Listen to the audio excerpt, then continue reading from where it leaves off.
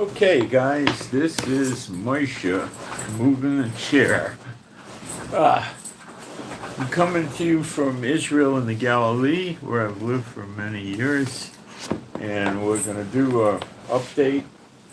Basically, you could call it a World War III update, but I'll call it an update with the war with Iran, Gaza, and Yemen. And we're going to tie this to the two witnesses, and I'm going to show you about when they're going to start being revealed and working openly and all this sort of stuff out of the scriptures and tying it to the current events, which is what I do that you don't see other people do. I wish there was thousands of other people doing it, but there's not. So this is what I did. Tie the current events to correct Bible prophecy, not the Gog and Magog nonsense that they're beating around. Of course Gog and Magog happens, but it's way down the road in the future.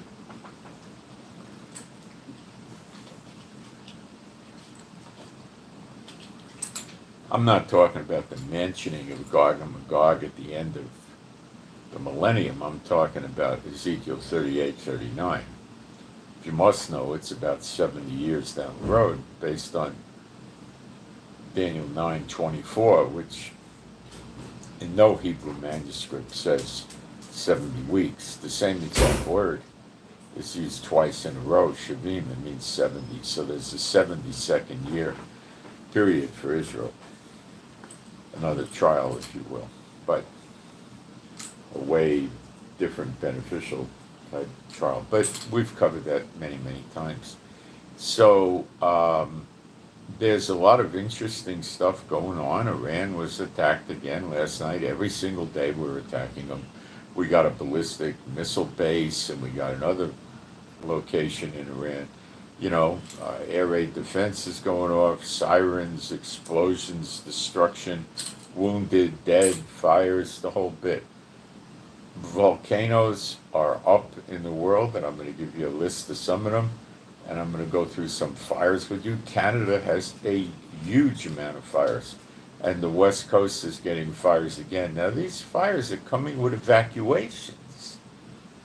And, you know, I keep telling you guys, columns of smoke in Mark 13 is volcanoes. That's a sign of the birth of a nation in a day. That's what the birth pangs lead up to. 1948 wasn't the birth of a nation in a day. That's referenced in the Bible. This is redemption. The birth of a nation towards God. The nations, the heathen called this land Israel. God refers to this land in these days now as Judah and Jerusalem. Not Israel. The 10 tribes aren't here. We don't have all the land. They're absurd, you know, the nations. So we'll get into all of this, okay? And then we're going to talk about what you can do in terms of prayer warfare and spiritual warfare and how to do it. Because I think it's needed. You know, about, you know, standing in the gap. Well, we're not exactly standing in the gap, but in a way it's related reasonably close. So I'll get into that with you. So what I want to do now is jump into the live stream. I'm also going to cover how you can handle the stress of what's going on today in the world. And some things I've been doing and seem to be working. And prayer type things, okay? And a little spiritual warfare too, but predominantly prayer. Okay.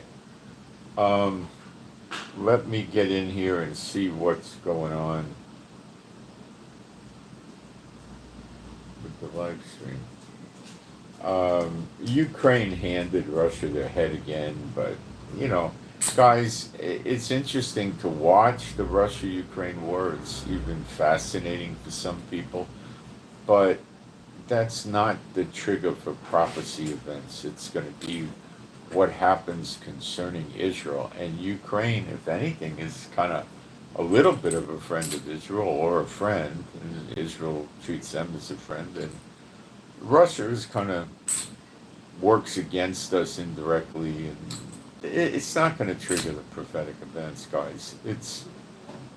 It's not. You're chasing the wrong war, okay? It's the Middle East as it affects Israel. Okay.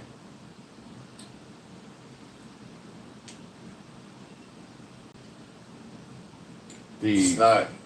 You're chasing the wrong. The prepper survivalist people like beating the Ukraine-Russia war because they beat the nuclear drum, and then you buy survival food and all the equipment, and they get commissions, and they make merchandise out of people. That's how it works. Please hit the thumbs button or the like button, whatever you got, depending on what kind of equipment you're using. It takes you 2 seconds. It's kind of the least you could do, I think. It's much appreciated. It helps other people get the message, okay? Smoke and mirrors. Yeah, that's what the nations do.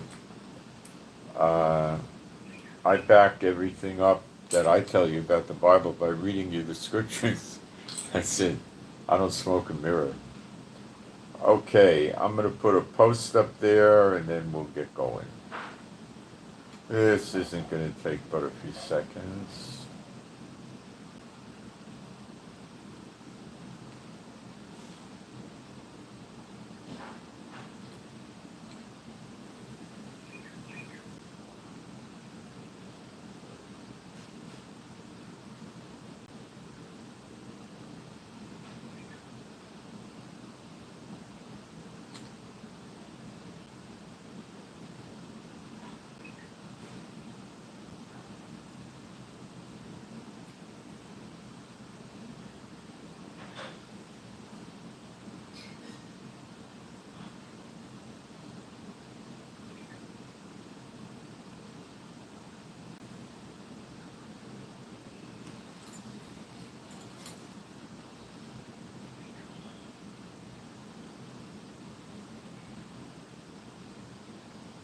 Thank you for everybody with the warm greetings. Thank you for my moderators. It's much appreciated that you're helping me out so much. Okay. Being a Bible-believing site, Old and New Testament, I'm going to start with some praise, which again, I wish you saw it in thousands of other sites, but how many of the sites you go to that start out with praise using the correct names of the Messiah and his Father, God? You don't see it, do you? No. They like blotting his name out, don't they?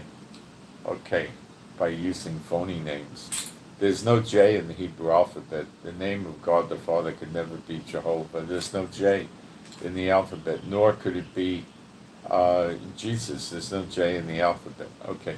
There is no God like Jehovah. There is no God like Jehovah. There is no God like Jehovah. There is no God like Jehovah. There is no God like Jehovah. There is no God like Jehovah.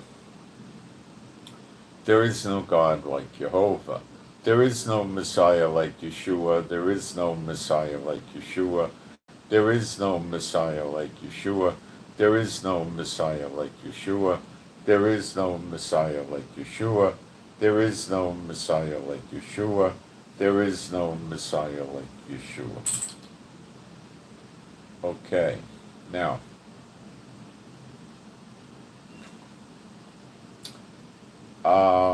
where do we start? So Yemen shot a missile. This is important for when we cover the two witnesses, okay? I'm going to shut my door because I've got the window open and the air on, and I don't want warm air getting into the house. Because yesterday we had a miserable day. The problem was the fan on the big air conditioning unit in the dining room was on the lowest speed, and I didn't pick up on it. I thought it was something else, and I didn't. My wife picked up on it, and we fixed it. And now we're doing pretty good with the air conditioning, so I want to keep it that way. But I get my mouth dries up when I sit without the window open here like this. So anyway, moving along. So the Houthis in Yemen fired a missile at us, and it made it over to Jerusalem, where it was taken down over Jerusalem, which is where in Malachi 3 Elijah is going to be working, training the Levites, which is where the next temple was placed, which you could read in Ezekiel 37, the last 3 verses of the chapter. It says God places the temple in the midst or the middle of us, which is Jerusalem. And this is going to have a lot to do with what we're going to talk about later. Okay? Now, this was not Iran, it was the Houthis in Yemen. Yesterday also, the psychopaths in Gaza fired 2 missiles at the people living in Israel near Gaza. 1 missile fell short, I believe, inside Gaza. I did not hear any casualty reports, so there probably were none. And the other missile was exiting Gaza, so it was taken down by the Israeli, it was Iron Dome, I believe, that took it down. It would normally not be Arrow 3 or any of those things, because it was coming from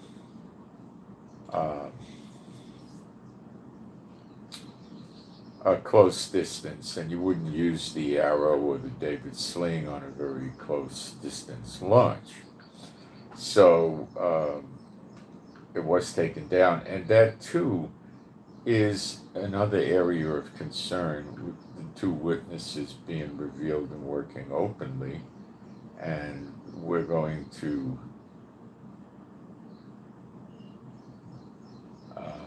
get into that. Now, what's going on here? Hold on.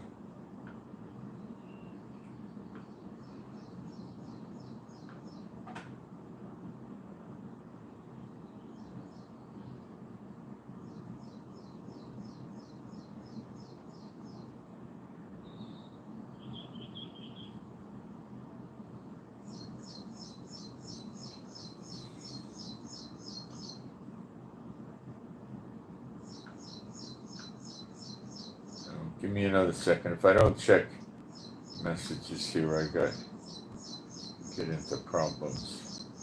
I got a reasonably expensive return brewing with the supermarket, but I think I came out okay. But I'm not sure yet what happened. Customer service in Israel is so bad, it's almost non-existent.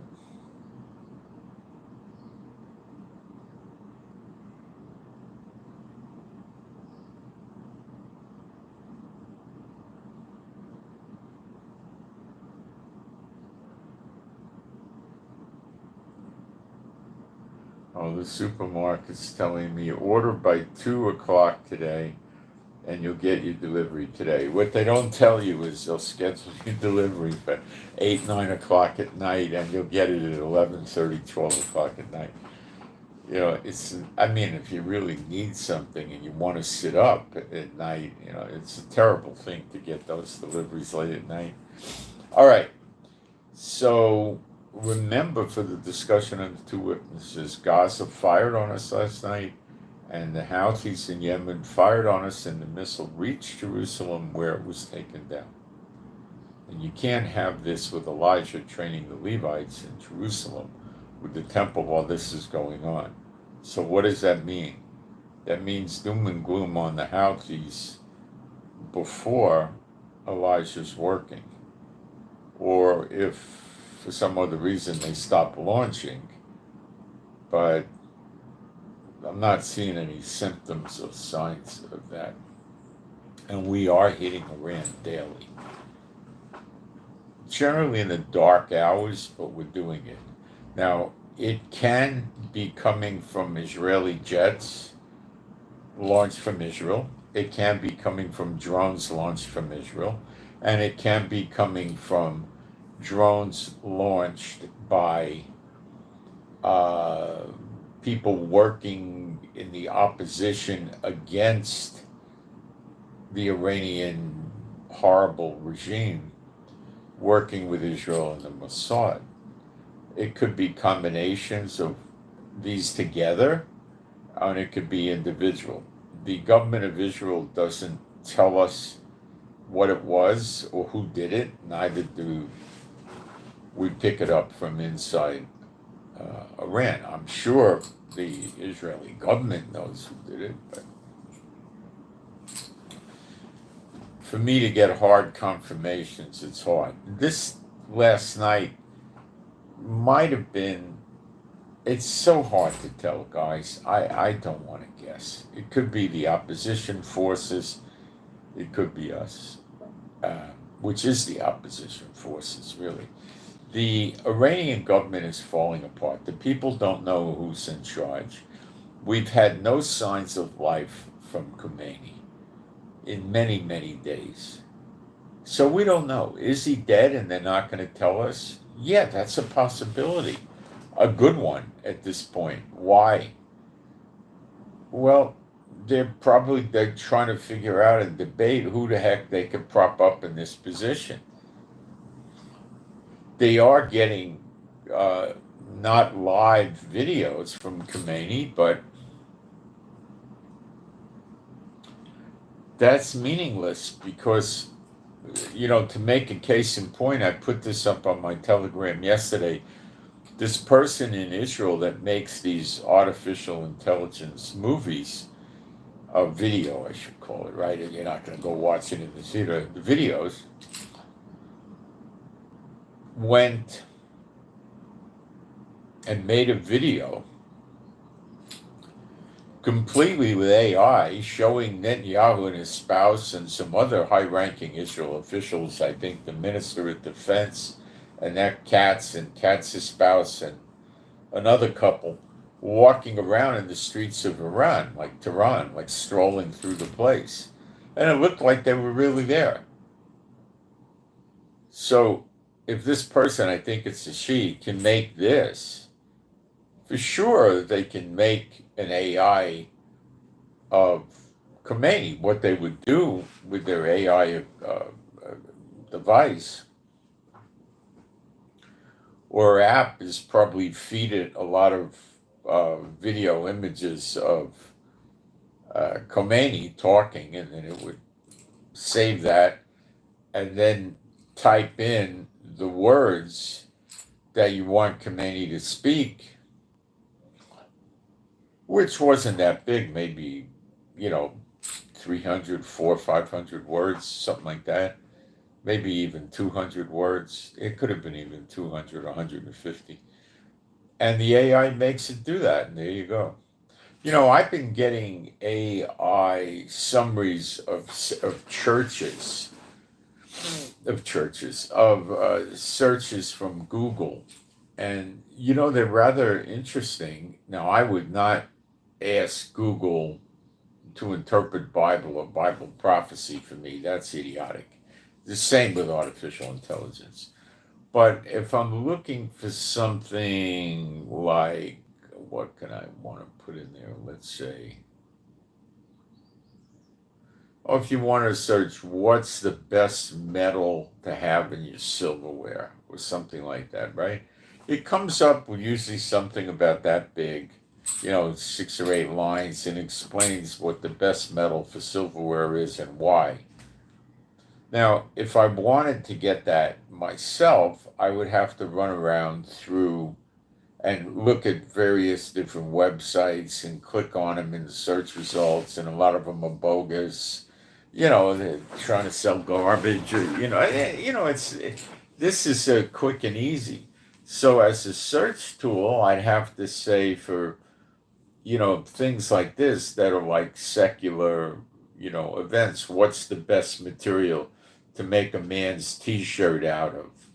Things like that that are they go into chats, and the thing in a matter of 2-3 seconds gets you results, and it scans a tremendous amount of information and puts it together for you. It's really effective. It's probably easier and better than going around and traveling to the old ways, the 8 or 10 websites. And the problem with the search engines is 80% of the people doing a search are never going to search past the second page. Only 20% go past page 2. Okay? So on any search engine, really, it's normally the same. So if you're using this, it probably goes 50 pages or 100 pages deep or something. I don't know. So, I mean, for that, I think it's interesting. If you wanted to do a recipe search, I think that would be interesting. If you wanted to know something like what's an egg cream, the drink, right? I think you have to specify. And it's a soda they make in the Jewish neighborhoods in New York, and it basically was Fox's You Bet chocolate syrup, seltzer water, and a little shot of milk, called an egg cream. It had no egg in it. As far as I know, it never did have an egg in it. They just wound up calling it an egg cream. I don't know why. If you said to it, what are the ingredients in an egg cream and how to make it, it would tell you. So it actually is good for stuff, really. But stuff is not good for it, too, um, So, anyway, back to the war. So Iran is trying to rebuild their nuclear sites. Maybe they're trying to make an end run and actually believe in their ability to make a nuclear weapon, although that's very hard for me to believe, but it could be true. And they're trying to make an end run. They are repairing their sites. The head, Gauci, the head of the IAEA, International Atomic Energy Administration, I think, part of the UN, said that it was maybe 2 months Iran was set back by these B-2 bomber attacks.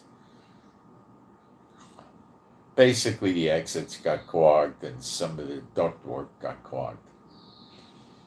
Iran's the size of Alaska with 90 million people, and I'm pretty sure that they still have other nuclear facilities with centrifuges operating that are hidden.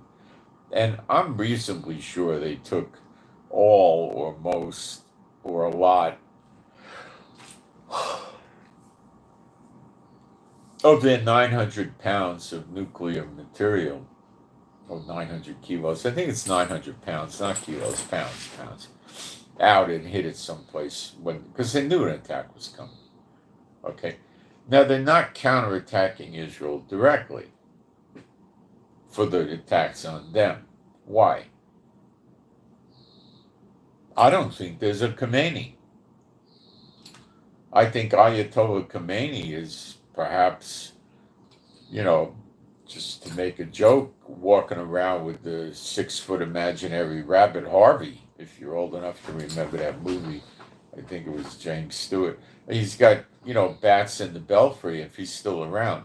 I think it would be an exaggerated form of, shock and awe from being bombed so much in his underground bunker.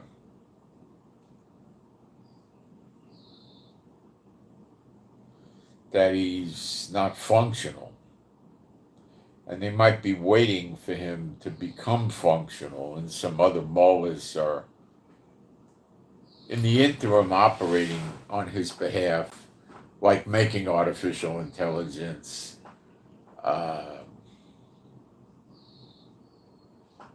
videos. There's also a way to search Twitter. I think it's called Grok. I might have that wrong, GROK. It's a free thing, an artificial intelligence for Twitter that lets you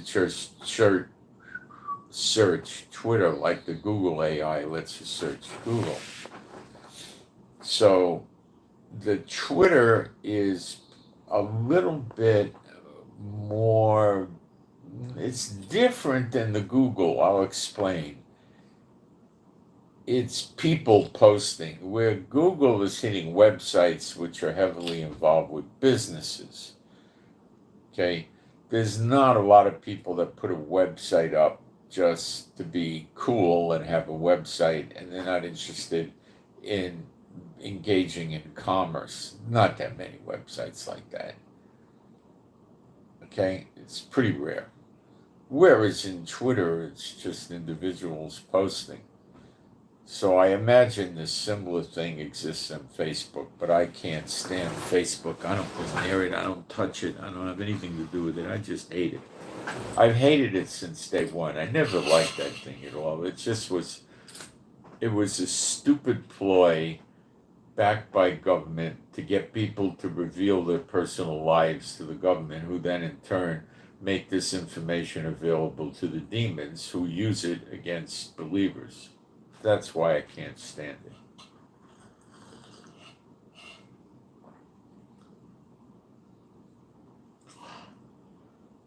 I have yet to see an AI search for YouTube. It could be done because the AI tool would be searching the transcripts of the videos. But unless YouTube has the transcripts archived, which we think they do, because they use that as part of their algorithm. So it would have to search that, and it probably would be a lot slower. I'm guessing, maybe I'm wrong, but it could be a lot slower than the Google algorithm. By that, it might take 10 seconds or 6 seconds or 7, I don't know.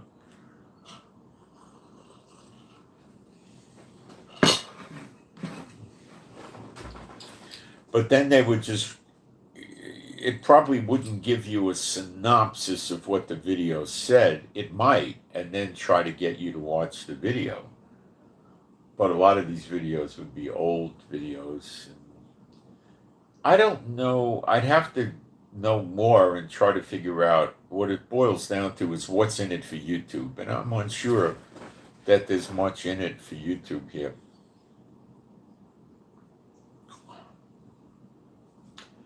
So I don't think we're going to see that. It may be a lot slower than the other AI platforms, and I don't know what's in it for Google. Well, for YouTube. YouTube wants to make money. And YouTube is Google, so they just would rather have you use Google for that. Google owns YouTube. Okay, so Netanyahu and Katz, our defense minister, who seems to be a fairly aggressive guy, trying, basically saying that they're going to deal with the Houthis. The sequencing that Katz came out with was first Iran, then the Houthis. Could be the case. Could be the sequencing. The other sequencing is obviously first the Houthis, then Iran. But it seems now the focus is on Iran. Is Trump going to join into the fracas with Iran? Yeah, I think he has to. He, with his big bad bombs, wasn't even able to really cause significant damage to these nuclear facilities, with the possible exception of Fordo facility, but the IAEA head doesn't think even there was it significant. So what would Trump do the next time? They don't keep a large inventory of these 30,000-pound bunker buster bombs. So I don't think we're going to see, instead of dropping 14, him coming back and dropping 36. That'd probably wipe out all their inventory if they even had 36 in stock. So what is Trump going to do? Well, what it's going to all boil down to is taking out the infrastructure, the Navy and the Army of Iran.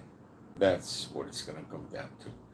what kind of interim measures America imposes on the situation, or Israel, is just going to drag it out.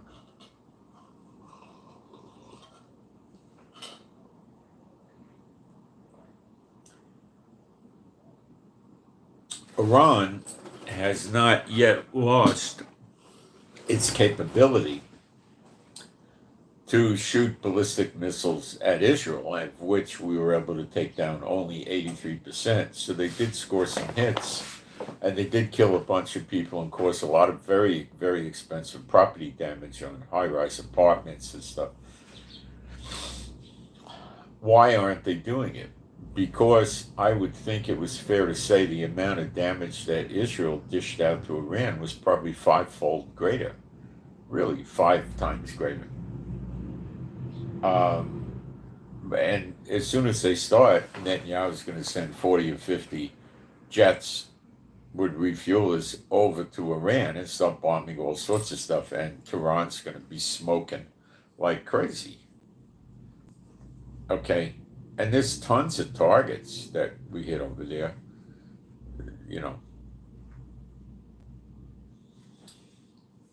I don't think we hit that much radar.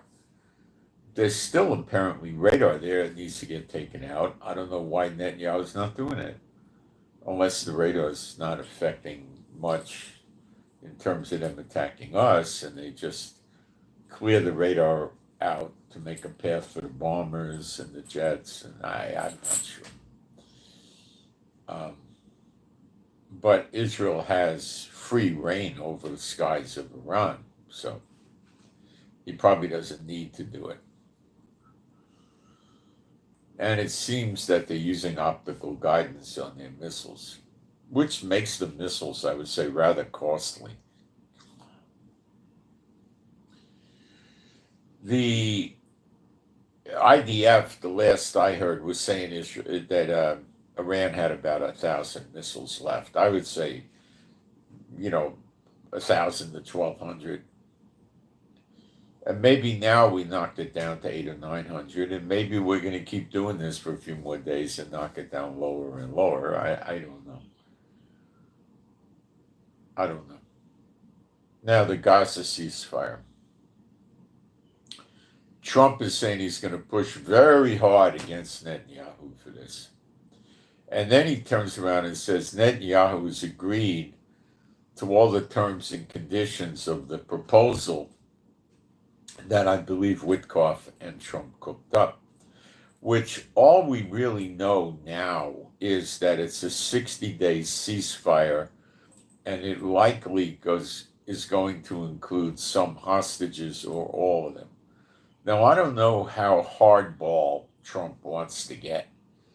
Hardball is give us all the living hostages, or 20 or something, which they'll never do. But Trump can insist that they do it. Why not, right? You can insist that they, sing Santa Claus songs too. It doesn't mean they're going to do it. So, will there be a ceasefire? I think there won't. And I think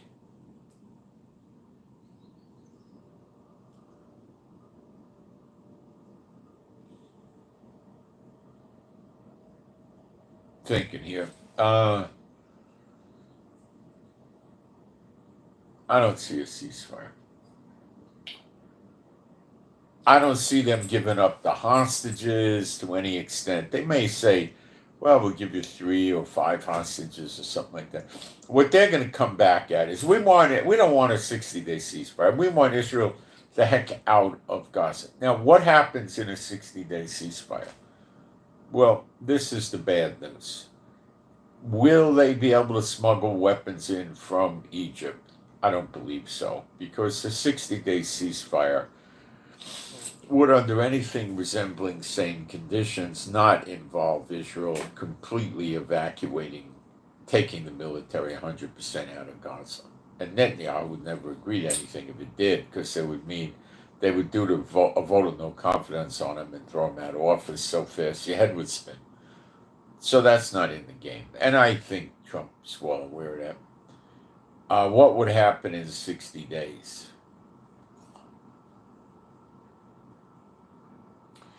Well, it would let Israel have a chance to build up anti-aircraft missile system like Iron Dome missiles, David Sling missiles, Arrow 3 and 2 missiles. It would enable us to make more of those in our production facilities to brace for a big attack from Iran, I suppose.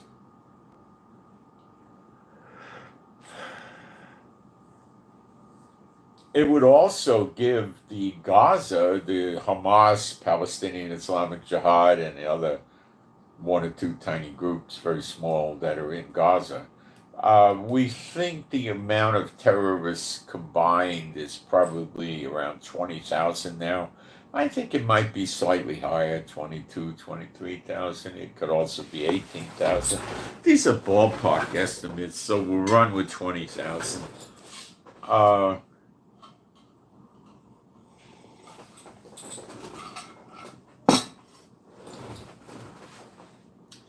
They're going to try to reorganize and rebuild Gaza. They're going to keep insisting on humanitarian aid coming in, and it will. Although Trump is now, he's talking about going to Weight Watchers on Gaza because the citizens keep attacking the humanitarian aid and ransacking it, and so does Hamas. So Trump's pulling his hair out, and he's just sitting there saying, well, let's just end the humanitarian aid. Basically he's saying, if they want to be jackasses, just shut it off for a couple of weeks and see if they change their tune. 12 Americans associated with humanitarian aid have been killed already, plus others wounded. They don't like talking about that, but it's out there. It's an open source intelligence number floating around. It's not hard to get it. All right. So Trump's sitting there thinking about, they want to play games, we'll play games back. Just stop it. Nothing will happen the first week. The second week, stuff will start to happen. By the third week, they'll be interested in how can we get the humanitarian aid turned on again.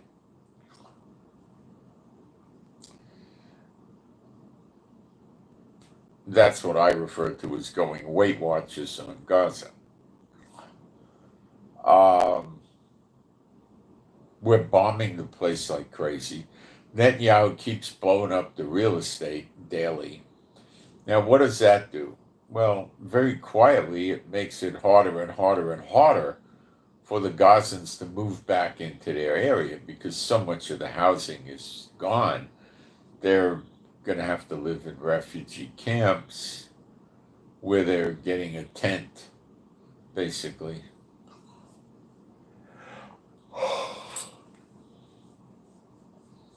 A lot of times the tent will have a wooden floor and it might have an electric outlet even.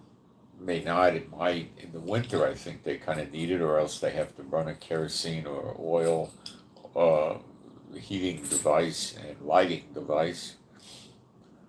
In any event, they put up toilets for them to use and, sinks and places to wash clothes and manually wash clothes, not laundromats, and stuff like that. They probably have a dining room they can go to and pick up food, either eat it there or bring it back to the tent. Things like this.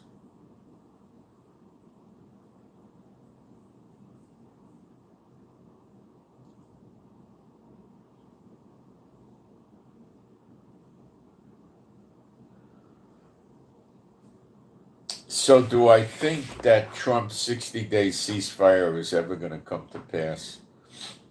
Well, I haven't read all of it because it's not yet released, but I do believe Hamas would love a 60-day ceasefire, but they're not going to want to give up hostages to get there.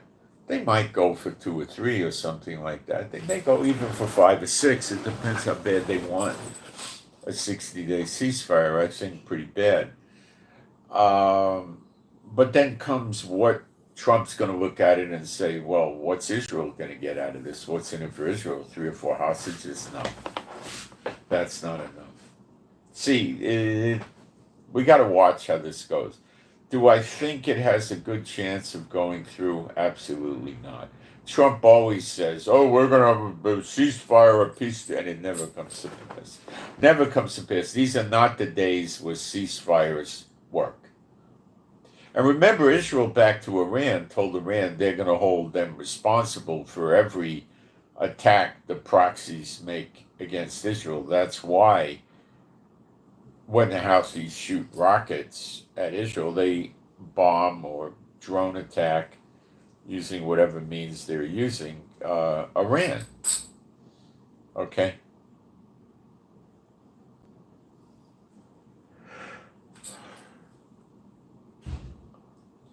I think Iran is just going to end in the decimation of it, very similar to Gaza.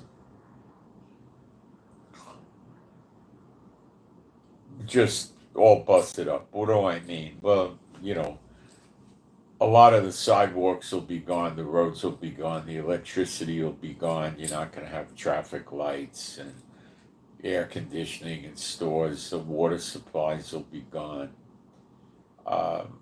The airports will be gone. Everything is busted up. Houses gone, structures where they've been bombed and they're no longer safe to live in, and yet people are going to live there anyway. No internet. Just massively screwed up. By the way, Israel's very strong economically right now. Our reserves in foreign currencies are higher than many countries, much larger than us. And the Israeli shekel is very strong right now. The dollar only buys 3.4 shekels. The dollar would normally buy around 3.75, but not that long ago it was buying 4 shekels, even over 4 shekels. But 3.75, 3.7 was holding for a long time. Now, if we roll the clock back about 35 years, the dollar used to buy 2.75 shekels. Shekel was a lot stronger, but the shekel's getting there.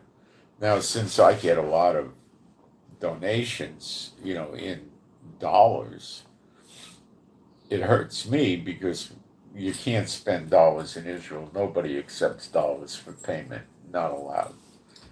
You try to pay in dollars, or you try to pay in euros or British pound, or Canadian dollars, or whatever any currency. You got to go to the money changers and cash it in for shekels, or go to the bank, and the bank plays the role of the money changer. They give you a lousier rate, but they'll also cash it in. Now, I don't know what currencies they'll take, but they generally are going to take euros. They'll take Canadian, they'll take US, they'll take pound sterling, and they'd probably take Japanese yen. They'd probably take South Korean money because these people come over here frequently.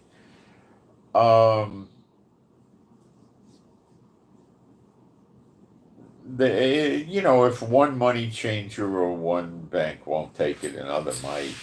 But I mean, there's probably currencies they're not going to take. They're probably not going to take Iranian money, or they're not going to take, Pakistani, or stuff like that. But so the shekel is the strongest that I've seen it in years, many years, many years. Maybe 10 years I haven't seen the shekel this strong. It may get stronger. What if it goes down to 3? That's almost like 35 years ago. That's that's good for the country. It's not good for people that get money in dollars and got to convert it, but it's not fatal either. It's not that big of a drop. But it's good for the country and the people in Israel that are living on shekels. Their currency goes further, so they're going to start traveling abroad more, buying foreign goods and stuff like that. Amazon is getting more involved with the shipping. I bought some glasses, like they sell. It's a prescription glasses from them, and they told me they thought it was lost and they refunded it to me. Now I'm getting notices they're going to be delivering it in the coming days. And I bought two baseball caps, and they told me they were going to be delivering that. And I bought something else, and they told me they were going to be delivering that. And I got to get that stuff. And I got refunds. They gave me all my money back. They didn't recharge it. So I guess they're being nice about it. But I don't know. What I see them doing now is if it's an Amazon delivery. Now I checked with Amazon in the UK, Italy, Germany, and America and Canada, 5 Amazons. If they're doing the delivery, it says shipped by Amazon, but the seller is another company normally. And they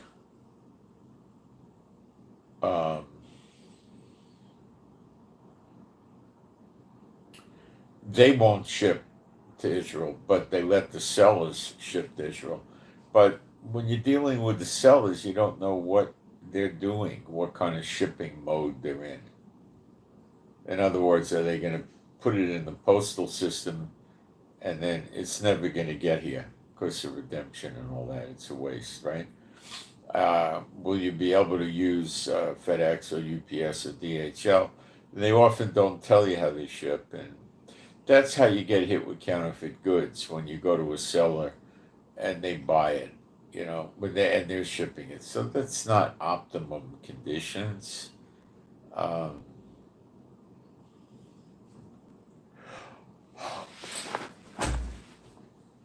I think it's probably any day and they'll resume regular shipping, but they could be holding off for some reason. I don't know. Probably the Houthis have been threatening them, telling them don't use the airports. We've declared a no-fly zone over Israel airports and stuff like that. So it's the only thing I can think of, which is not good. And that's another reason to get rid of the Houthis. But the merchants in Israel, see, they enjoy Amazon not shipping. So the only way you're going to get the free shipping is when Amazon does it. And you got to build an order of over $49 and they ship for free. And if your order is $75 or less, you don't pay the tax, which, by the way, is no longer 17%, it's 18%. Isn't that nice? 18% tax. Great, huh? Got to pay for these bombs and all the jet fuel, right?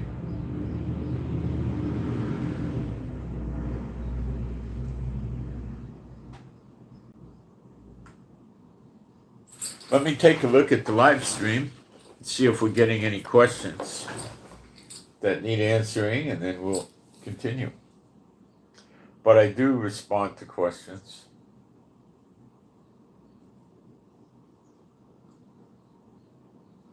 Please hit the like button or the thumbs up button or the heart button. It helps me get the message out to other people.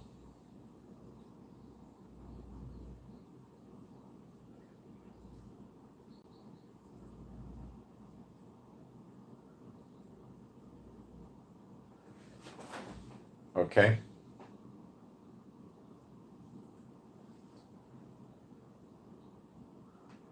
And it takes you 2 seconds. It's not that big a deal.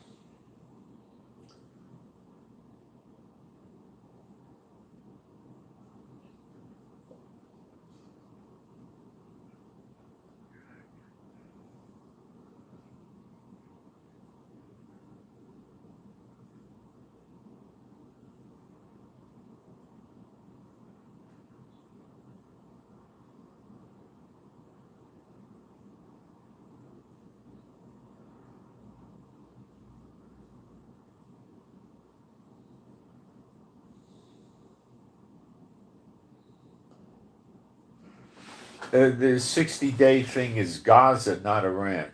Gaza, the Hamas in Gaza. The Trump gave Iran 60 days, and on the 61st day, he attacked their nuclear facilities. But that's already water under the bridge. It happened. Um,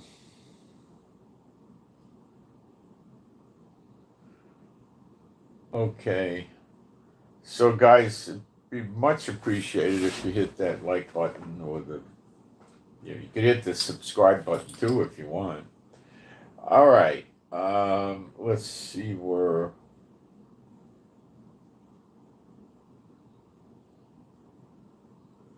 we gotta go here. Hold on.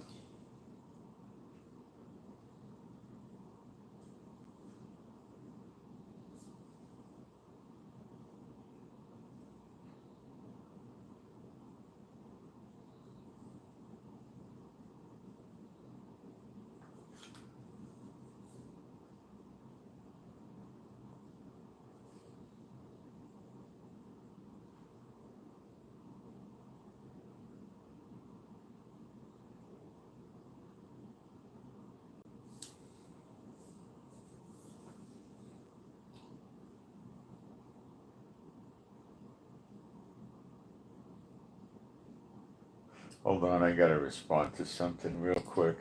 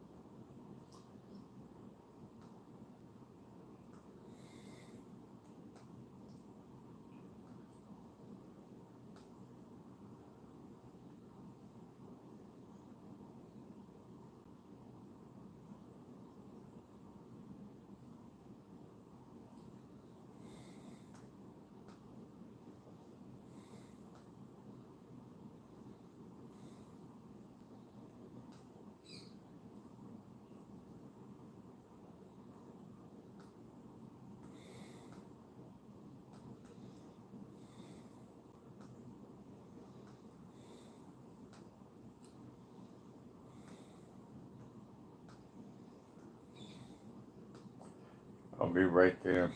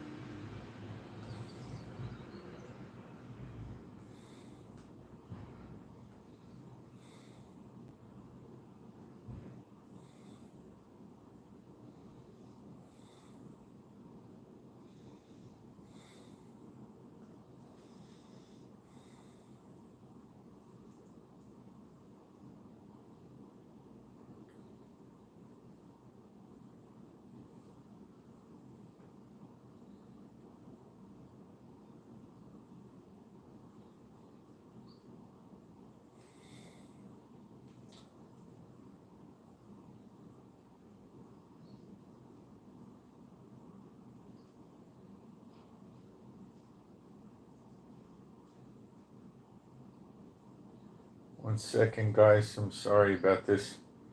Um,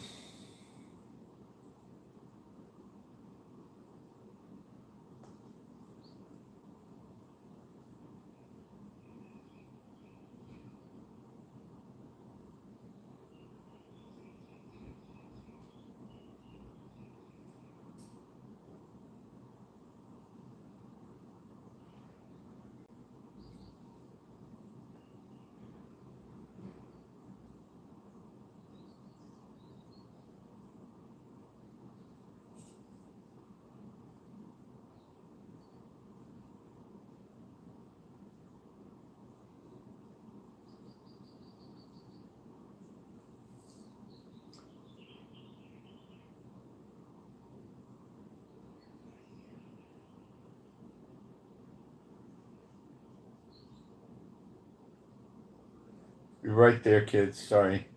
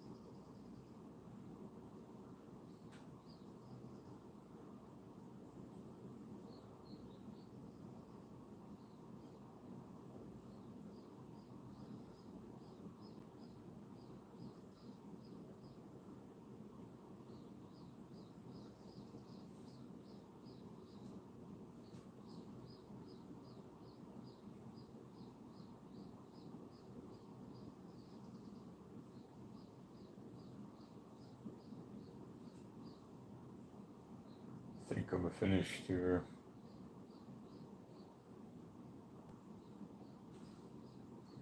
Okay. Sorry about that. Sometimes you get the problems here with merchants and stuff. All right. So let me check the rest of the news because there's a lot of other interesting tidbits going on I want to cover with you, and then we'll get into the two witnesses and the spiritual warfare and stuff and the prayer warfare. First, we got some prayer requests. First one for AP, Alpha Papa AP, Alpha Papa AP. Pray for complete healing for AP Alpha Papa, and also for AP, pray that people harassing this person just lose interest or go away, that the Lord just gets them off of AP's back and they stop harassing him. It could be a fraud. We're not sure. The person's not sure. So AP, pray for complete healing and to get the people harassing AP to leave AP alone or just go away, or however the Lord does it. Okay, next. GK, Girl Kilo. GK, Girl Kilo. Pray for healing, for health improvements, and make the way for GK even easier. Make the path that GK needs to walk on easier for GK. So repeat, GK, Girl Kilo. Pray for healing, health improvement, and the path that the Lord wants GK to walk on to be made easier for GK. That's not hard to, that's, I'd say, an easy prayer to see fulfilled, I think. Could be otherwise, I don't know. Probably not. I pray for things like that. Make my way easier, make it easier for me to get by and to live day to day. And I suggest you try that too. RM, Romeo Mike. RM, Romeo Mike.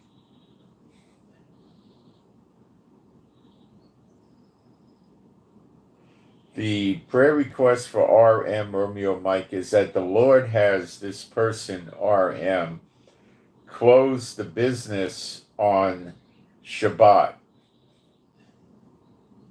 Okay, that the Lord has RM close the business on the Sabbath or Shabbat. However, Jehovah wishes to affect this.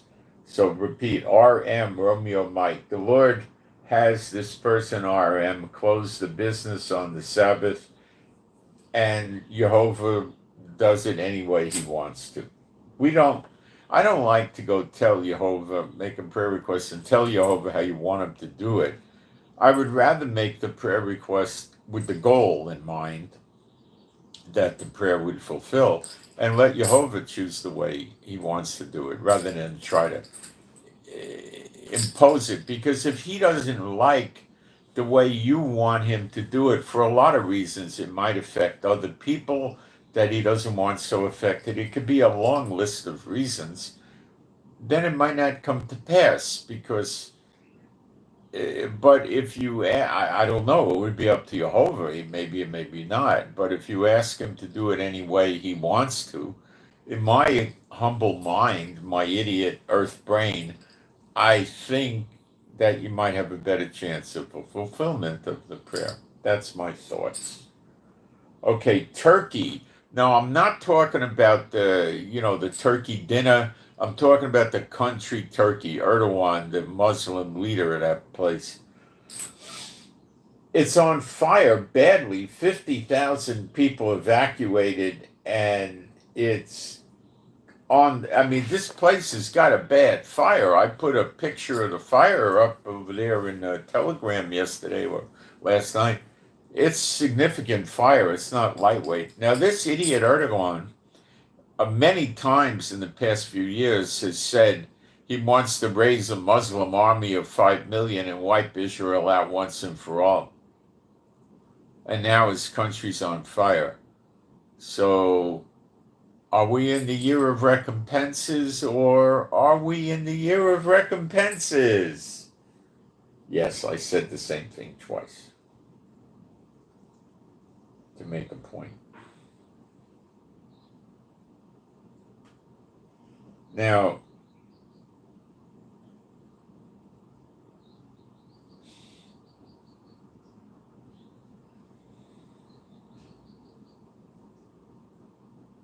I also want to tell you that old Trump, the people who believe he's a Christian, he's telling Turkey that they're on their way into the F-35 program where they can buy F-35 stealth jets. And this jackass Erdogan keeps threatening to wipe Israel out. Oh, Trump's great. Yeah, sure. He's great. At what? He ain't great.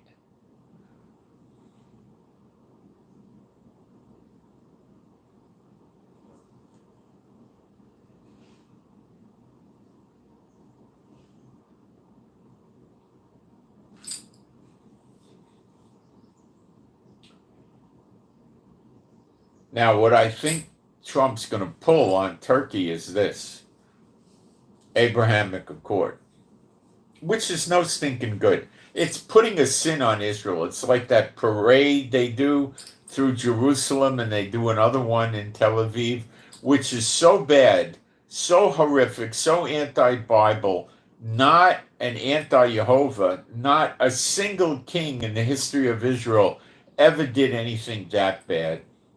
Not a single king ever went as bad as Netanyahu. And people wonder why he has so much trouble. That's why. He's putting sins on Israel so he can stay in control because he knows that it's a punishment. Having him is a punishment on Israel. He holds the nose to the grindstone.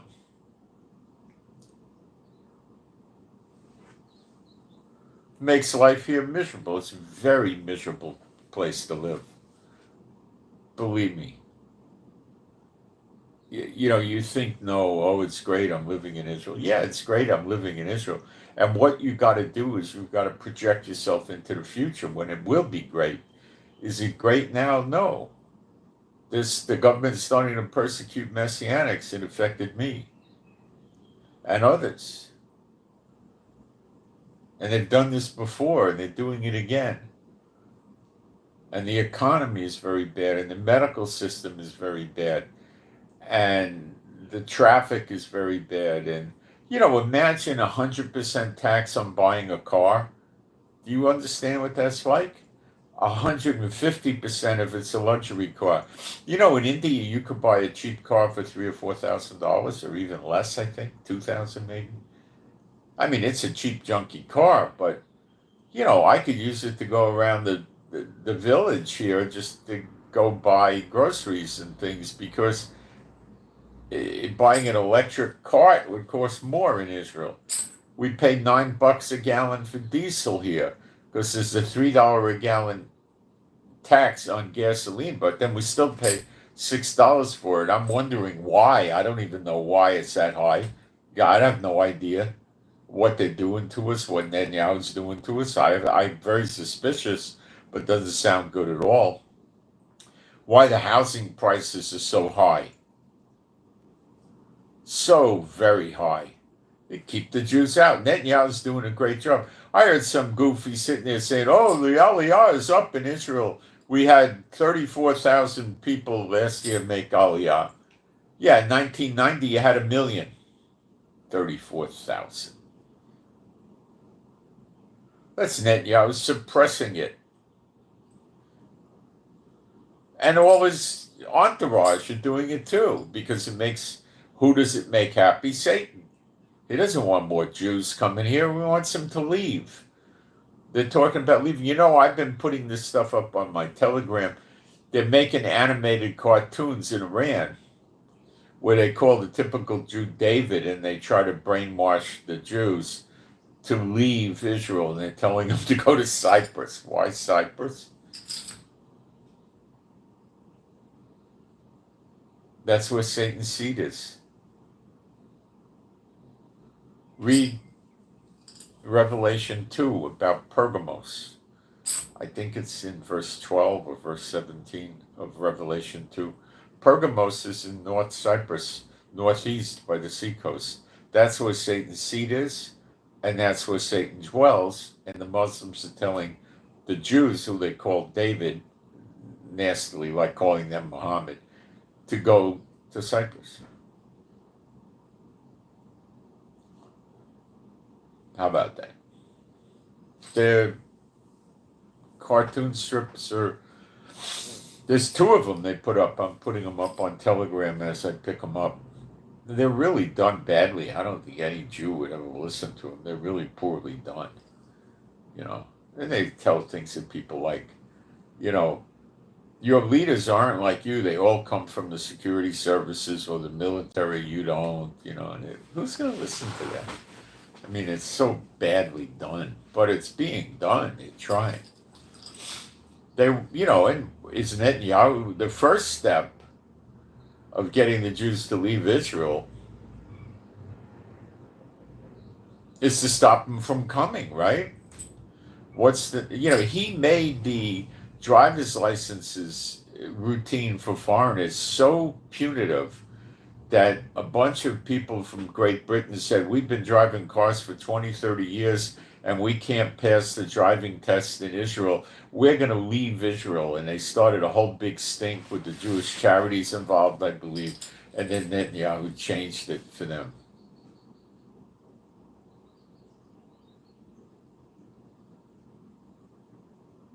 I have a bachelor's degree and a master's degree, and I went for their driving test, I guess 8, 9 years ago, and probably about 9 years ago, and I had to study maybe 50 hours, 60 hours, and I failed the test the first 2 times I took it, and then I finally passed it. They were celebrating when I passed it over there.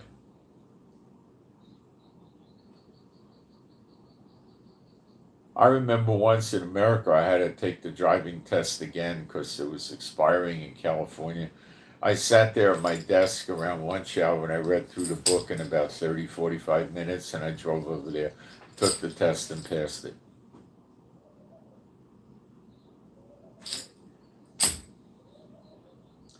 Then I had to take lessons not to drive, to learn how to pass the test. And then I failed the test.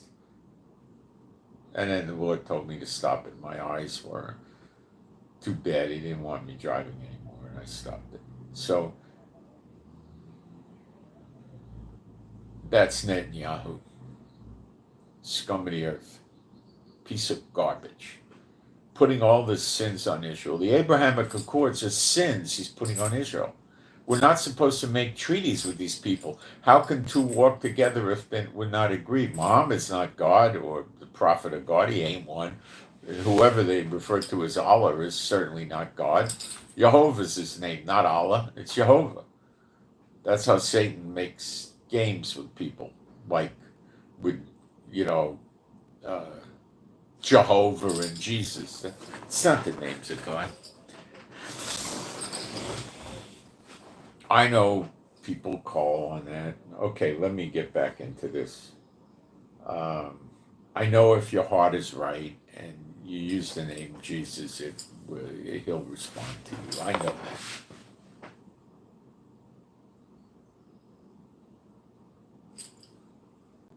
Okay.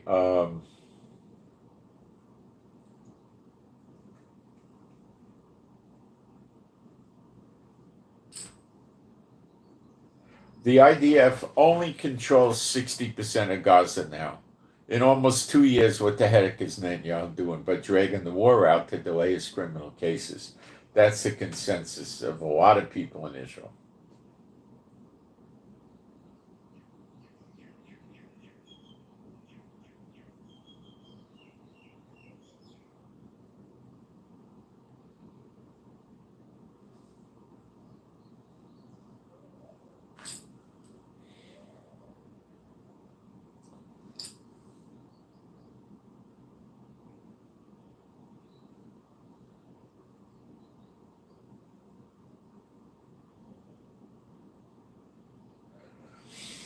The problem with the ceasefire is you got a good 20,000 Hamas and PIJ fighters in there that are going to be regrouping, and they could reassemble.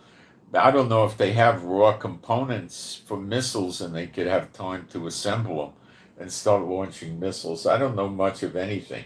They would probably try to dig tunnels to get back in Egypt and smuggle weapons.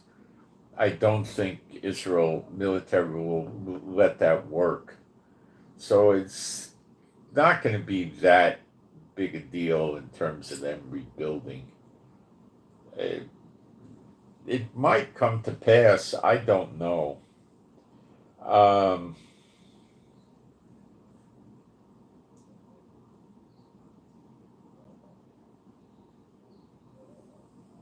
remember the way this ends, Psalm 37:10.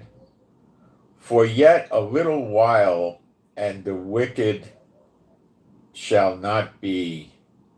Yea, thou shalt diligently consider his place, the wicked, and it shall not be. After this is over, you're going to think about all the wicked and where they used to live, and they're going to be gone. The houses will be there in Israel and the surrounding countries. They're not going to be there. Jeremiah 30:11, God's going to destroy all the nations that he dispersed the Jews into, which is just about all of them. And that's found in Jeremiah 30:11, and it's found in Jeremiah 46:28. It's in your Bible. Just because they don't teach it to you doesn't mean it's not for now. It is for now. It's associated with Jacob's trouble, which is Zechariah 12, which we're going through now, and the birth of the nation in a day. Trump built a prison in Florida. He actually flew down there to check it out. He calls it Alligator Alley or something like that. Alligator something.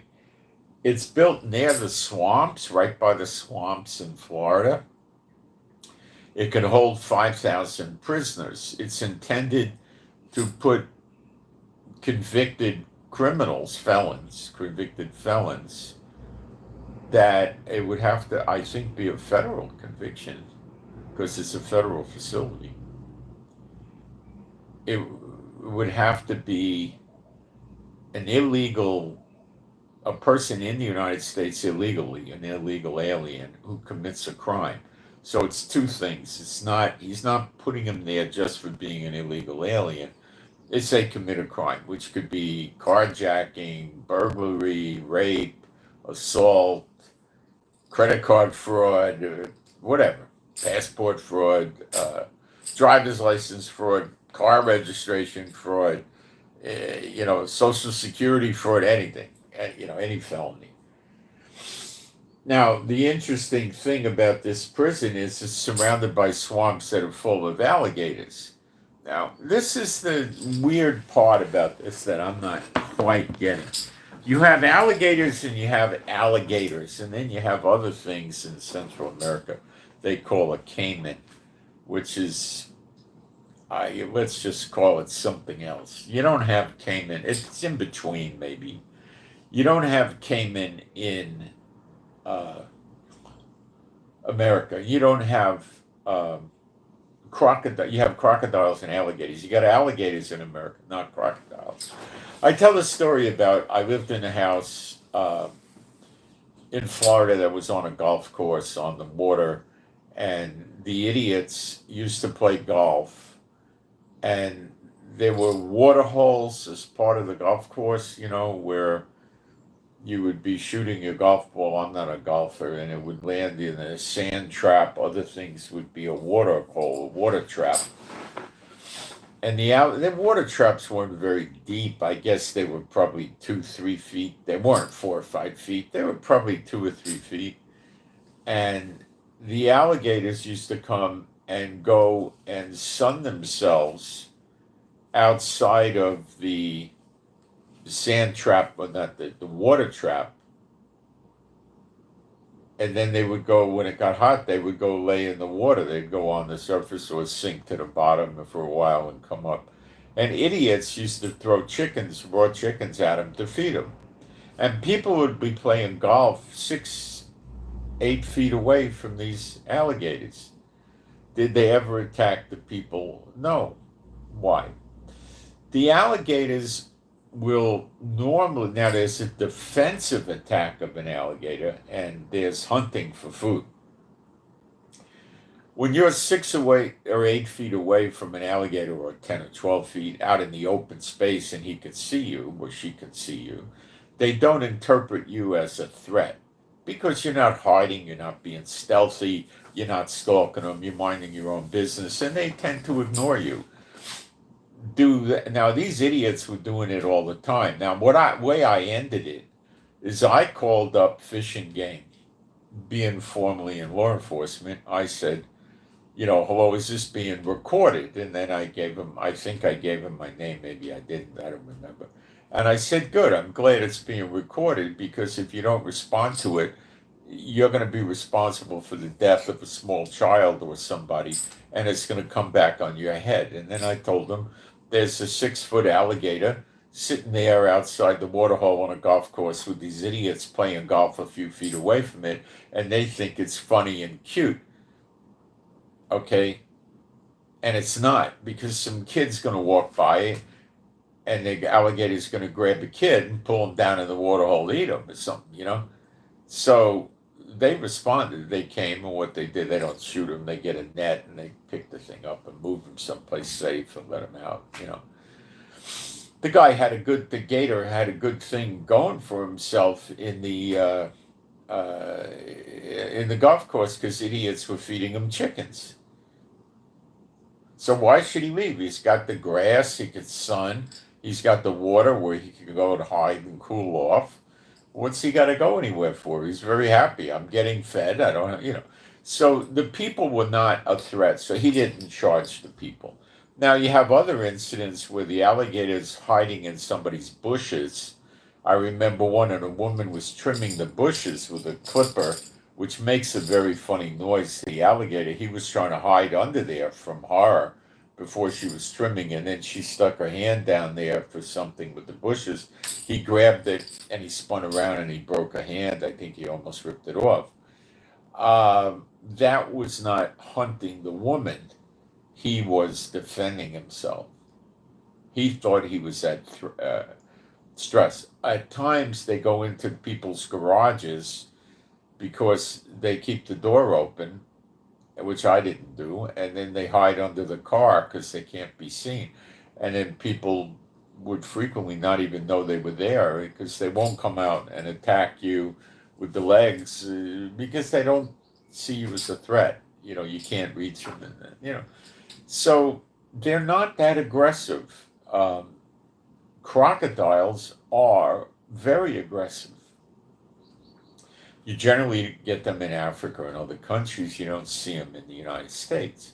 Now, occasionally an alligator would go out into this lake area we had there that would connect to the ocean, you know, and come up on the beach in the ocean, and people would freak out. Well, the thing would be in the water near the ocean, you know, by the beach, trying to look for a safe location to come out. And if it was daytime, there's people on the beach, he'd be staying in the water, and the water is salt water, and the salt water is very bad for an alligator, and he can maybe tolerate some brackish water, but not that.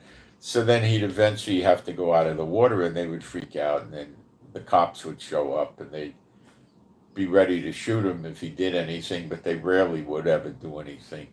And you know, this and that. So the name of the game is if you're at the water's edge, let's say the alligator's in that water hole on the golf course, and your dog runs over there to grab a drink of water, not thinking there'd be an alligator in there, he might spring out and grab the dog's head or leg or something and drag him in the water and spin around and drown him and then use him for food.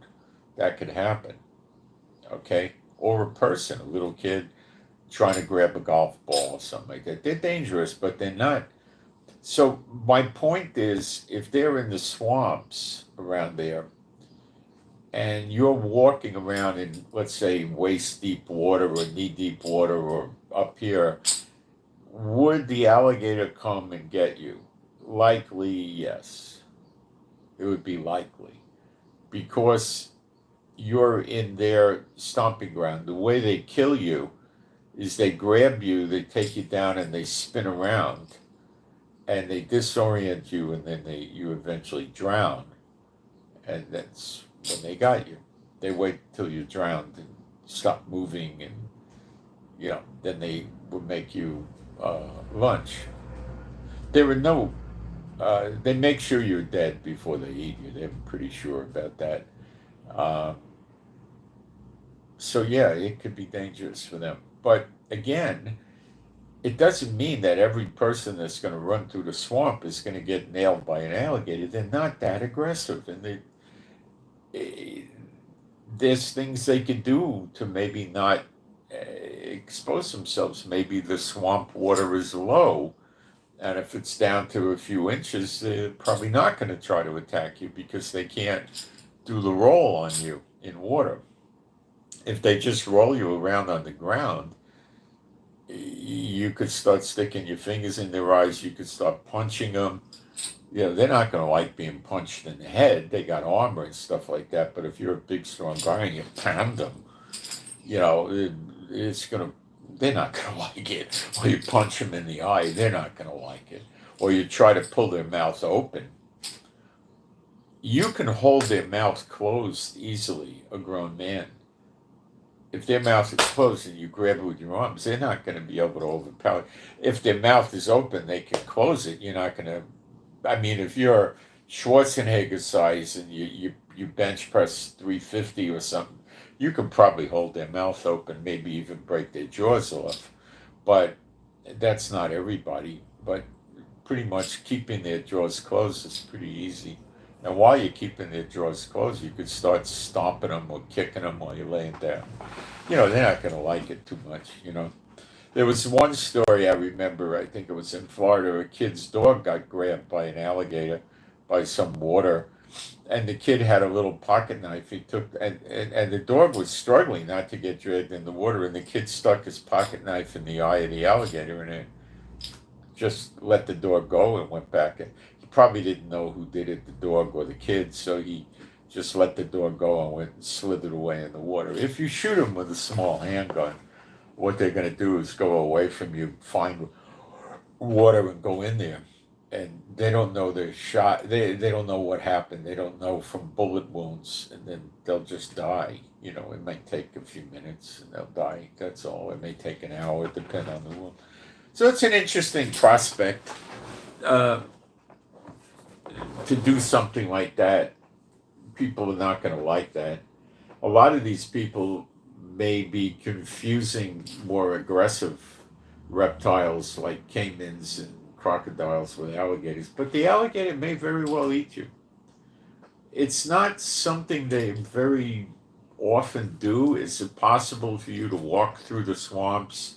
Let's say there was 3 or 4 people together. Could you walk through the swamps and they wouldn't bother you, especially if you took sticks with you, big poles and stuff? Yeah, they may not. They may be afraid. They're not that they're not that aggressive. But the inmates probably wouldn't know that.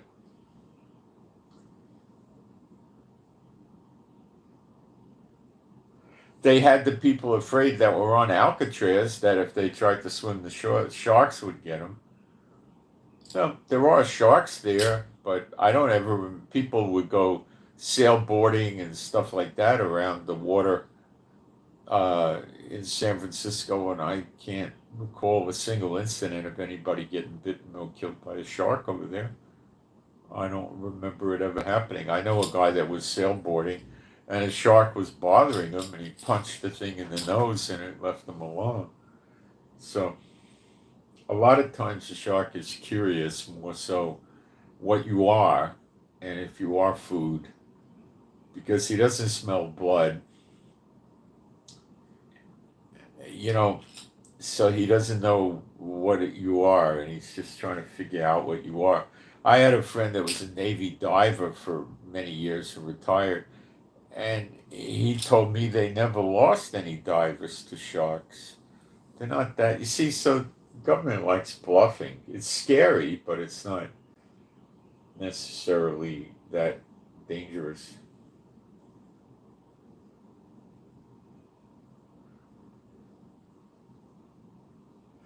Many fires in Canada now.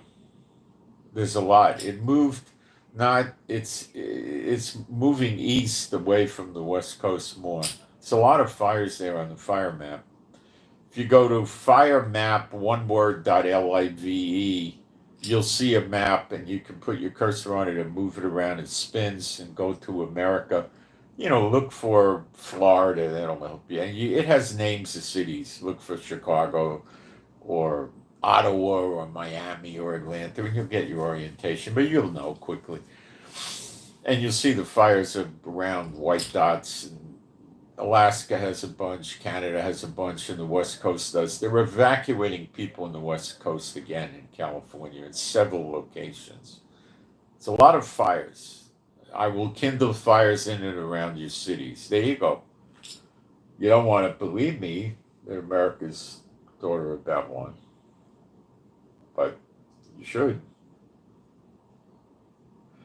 Now we're getting news reports that Iran is, they're using the word readied.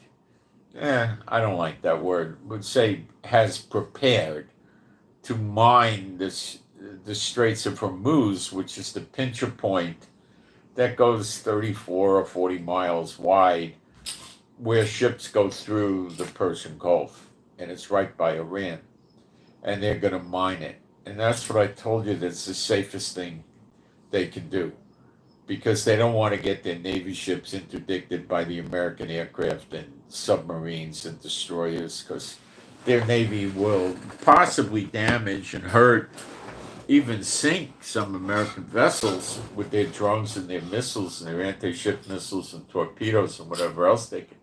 If you got a wire-guided torpedo and you get within range and fire, you're going to get a hit on the ship.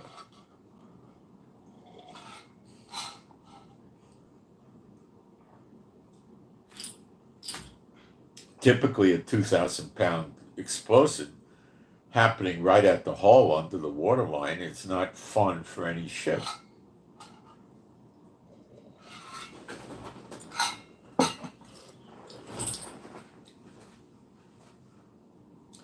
loss of life can be minimal, but there'll be a lot of fires and secondary explosions, but they could hit the lifeboats and get out, and other boats can pick them up. But then they could pick off the boat, the other destroyer or missile cruiser that comes to pick them up. They could attack that boat. It's a dirty game. It's a vicious, dirty game when you start with naval warfare. It's ugly. So, minesweepers are already in the area. So they got to put minesweepers in the area and go after them and get rid of the mines. But minesweepers are generally about a 300 foot boat, maybe even a 120 foot boat or something like that. It's a good sized boat. It's not a 50 foot boat. It's probably going to be 150 to 250 feet, but it's not going to have missile defense systems, and it's not going to be defended. It can't defend itself. Okay? Other vessels have to defend it. What are the other vessels that will defend it? The most likely candidate is a destroyer, which has anti-aircraft missiles, right?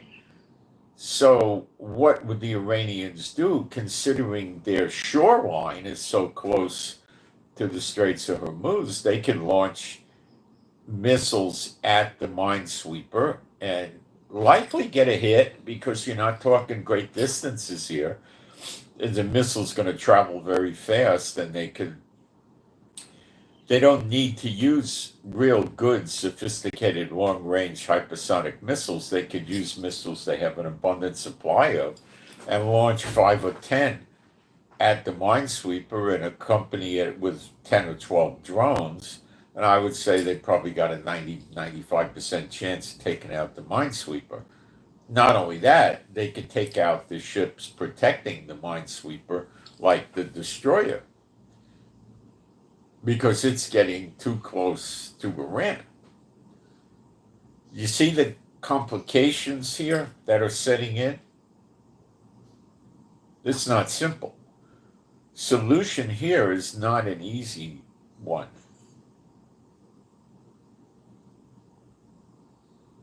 All right, we'll take a 1 minute break. We're going to go into spiritual warfare and into witnesses.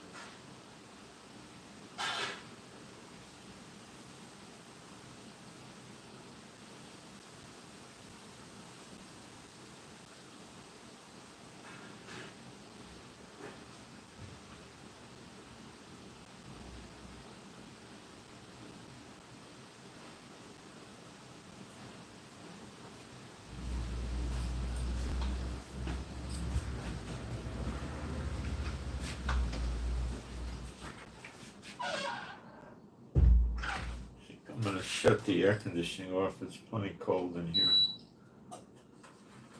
Getting colder, I'll have to put a sweater on. And I had it at 24. Okay, so let me take you through the problem. Some of you know this, some of you don't. Real quick, I want to jump in the live stream, see if I have questions I need to answer.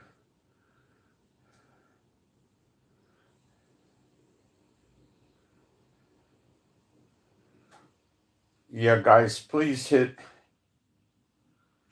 the like button or the heart button so it helps get the video out to more people.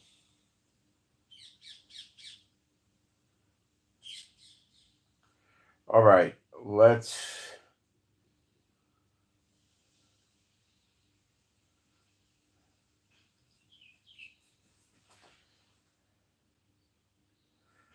go into Malachi 3.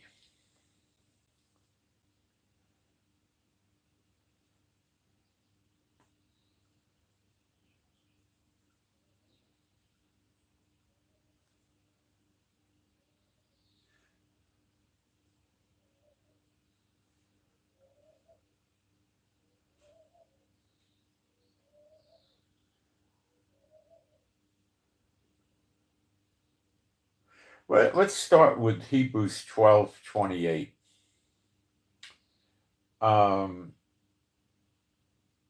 Wherefore we receiving a kingdom which cannot be moved, let us have grace whereby we may serve God, acceptably serve God, with reverence and godly fear.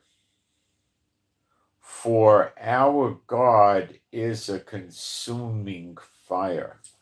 He's a consuming fire. So when the two witnesses burn the enemies up all around Israel in the siege, which is partially taking place now, what better fitting way for it to be other than a consuming fire, so they know, the people know God did it. He used the two witnesses, but obviously he empowered them to have the fire come out of their mouth, which could be lightning, by the way, when you break the word down. But lightning burns people up just like fire anyway. So burn them up on the right hand and the left, right? Devour them, burn them up, consuming fire. Okay, got it? See, when God delivers Israel and we get the land back and everything, it's going to be done in ways that people are going to know God did it, not the IDF or Trump or the Iron Dome or any of that nonsense. It's going to come from God.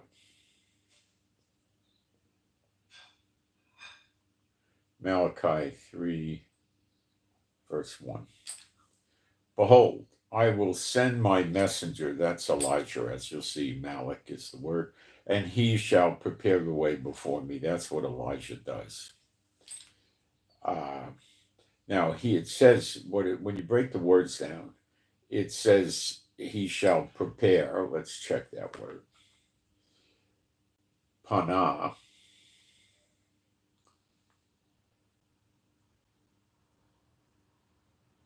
I think we got a problem with the English here.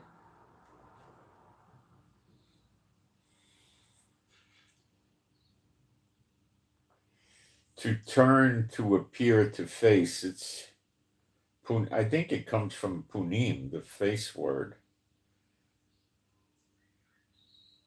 So it could mean to turn literally, or it can mean by implication face or appear. So let's look at this again.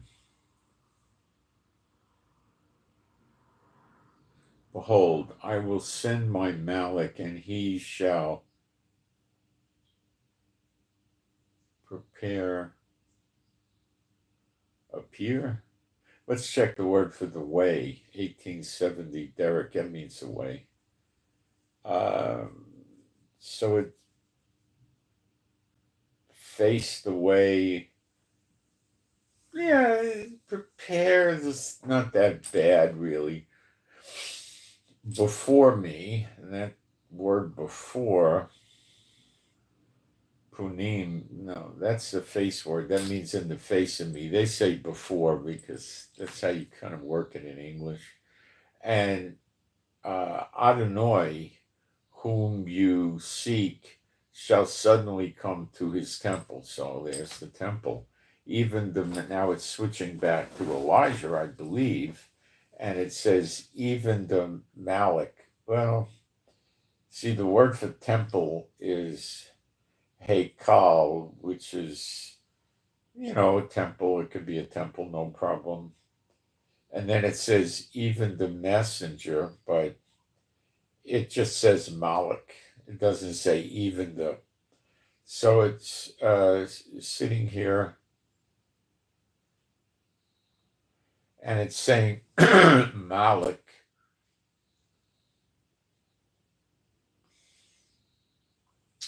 And then it says of the covenant, it says Malik, messenger, breed, covenant. So it's saying the messenger covenant, okay, whom you delight in. See, that's Elijah because they all talk about how Elijah's going to come and teach them Torah. He will, and probably start out with who the Messiah is right off. And they set a place setting for him at the Passover Seder. They pour him a cup of wine. They have chairs with his name embroidered in it. And then they leave the door open for him to come in. And this nonsense. It's not biblical. But they say that he attends the bris or the circumcision of all the, I think bris is Yiddish, I'm sorry, the circumcision of all the Jewish boys on the 8th day and stuff like that, which is not true. They say he does that as a punishment. This is your Talmud in action. It's a punishment because when he was on earth a long time ago, he told the Lord, well, they're all against me. And the Lord says, no, I got 7,000 that didn't bow the knee to Baal. So to punish, this is the Talmud erroneous false version that he is having to do this as a punishment, attend the circumcision of the males. They don't say going to the Passover Seder is a punishment that I ever heard. Okay. And then it's saying, covenant, whom you delight in, that's Elijah. Behold, he shall come, saith Jehovah of hosts. But who may abide the day of his coming? Well, he's not very fond of Netanyahu and the government and the shenanigans they play, the games they play. Believe me, he's not happy. And who shall stand when he appeareth? Okay, that means when he's openly revealed. Remember, like John the Baptist was in the wilderness, then he was revealed. He was still John the Baptist in the wilderness, but the people didn't know who he was. Okay.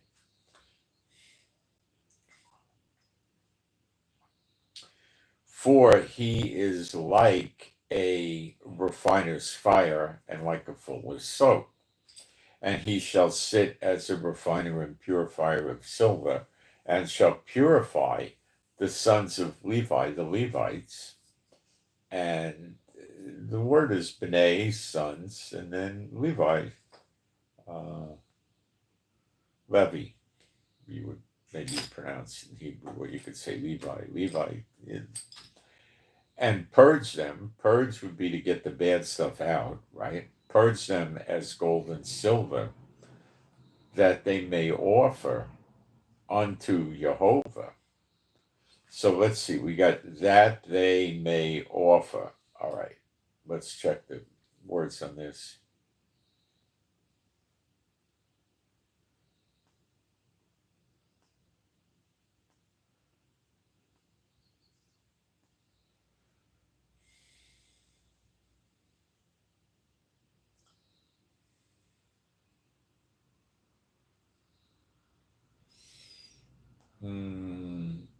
More like become.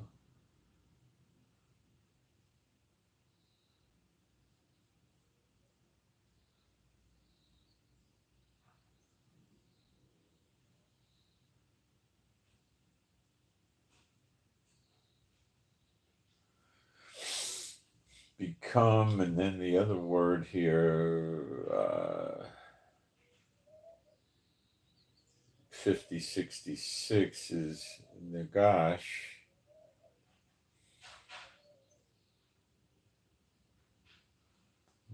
Which really means become near.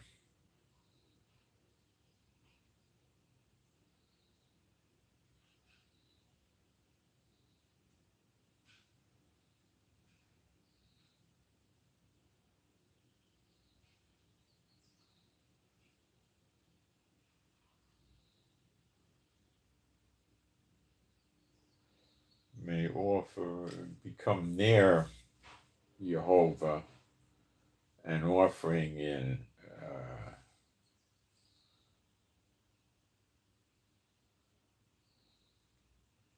it's gifts, not so much offering, gifts in righteousness.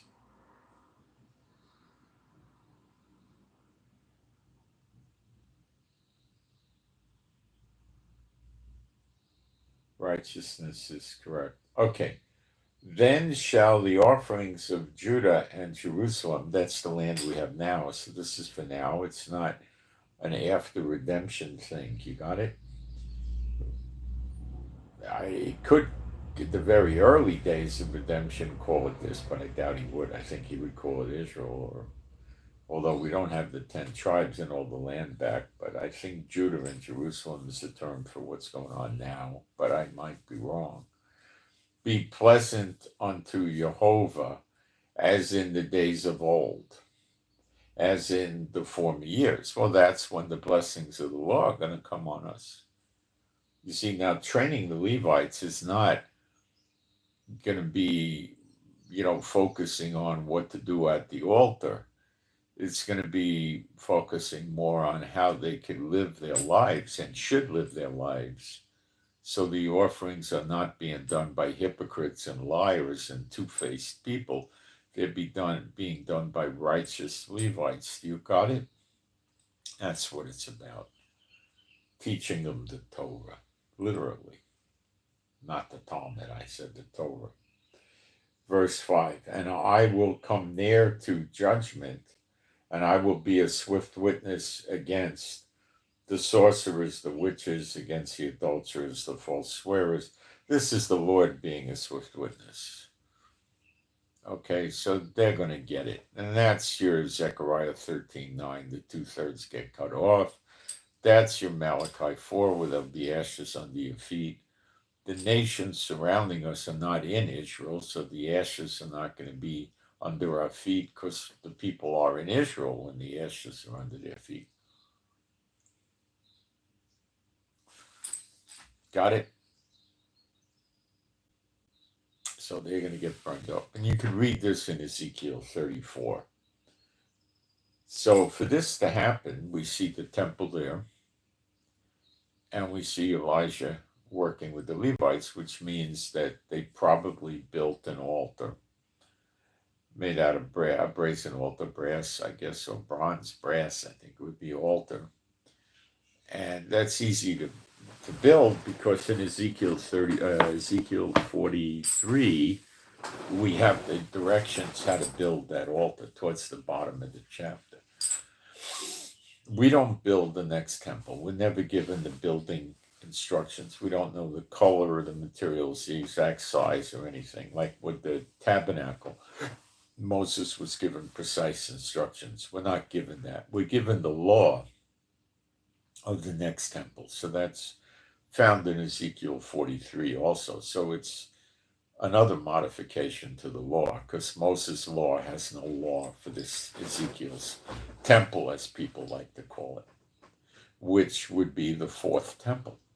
Now, a lot of jackasses like to teach the people it's the third temple, the next temple, but they're doing it just to push lies down your throat. I know you're going to choke on that, what I just said, but let me give you the breakdown. In your Bible, you read of Solomon's temple, number 1. You read of Zerubbabel's temple, number 2. You read of Herod's temple, number 3. And then the next temple would be number 4. Herod's temple was a valid temple. Yeshua said, my Father's house shall be a house of prayer. You made it a house of merchandise and hit him with ropes and chased him out. It's a real temple. He referred to it as his Father's house.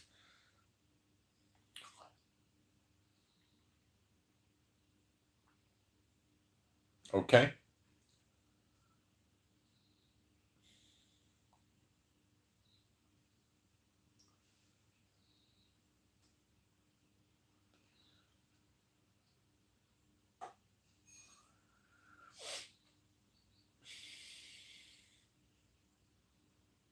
So how does it sound if there's a temple there and Elijah is working with the Levites to train them, which would likely be in Jerusalem, right? Probably right around the temple area, or right outside when the nearby. Very close, I would say. And now missiles and rockets come in from Gaza, from Yemen and Iran. Does that make sense? No, I don't think it makes sense. Now, when Zerubbabel's temple was being built, one guy was working on construction and the other guy was standing there with a sword to fight off invaders. But that's not the same thing as swords, as missiles flying.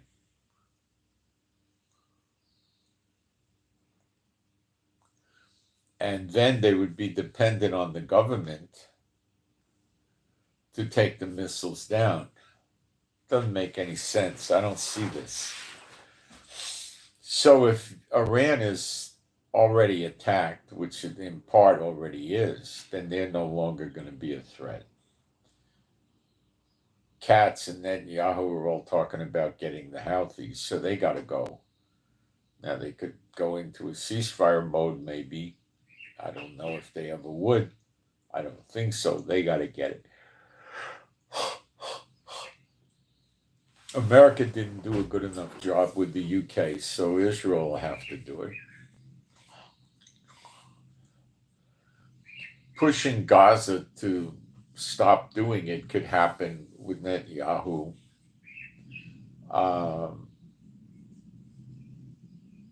If he wants to speed up the destruction of Gaza, he could, but he doesn't want to because he uses it to stay out of court and thus stay out of jail. But now Trump wants him to end the war.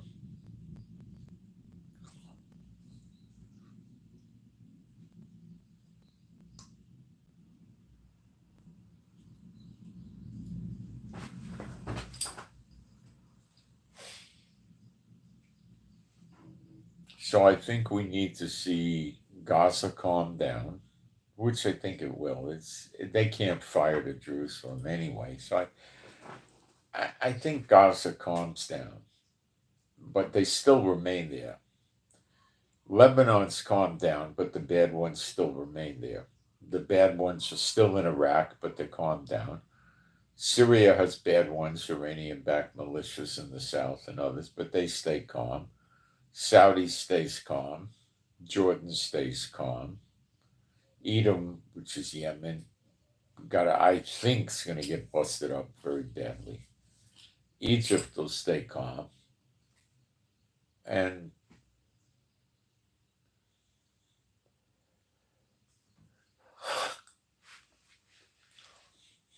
then the two witnesses will emerge, or at least Elijah, but I'm rather certain Enoch will also.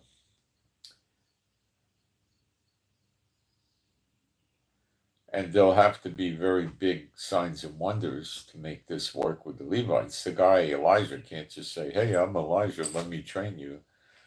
I mean, John the Baptist had an anointing that let him do that. He wasn't working signs and wonders, but the people were all flocking to him. So is it possible that Jehovah does something similar with Elijah, where he just opens up the scriptures to them and they get enamored and they listen to him?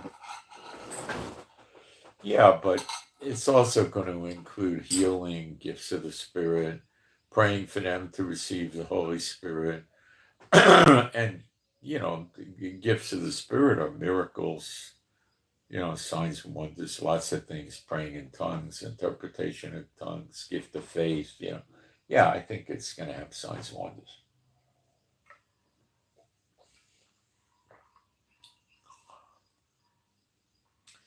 Will they be burning up the people bothering them? Well, there's probably not going to be people bothering them, but if there are, yeah, they'll be burning them up. God's not going to let them get killed prematurely.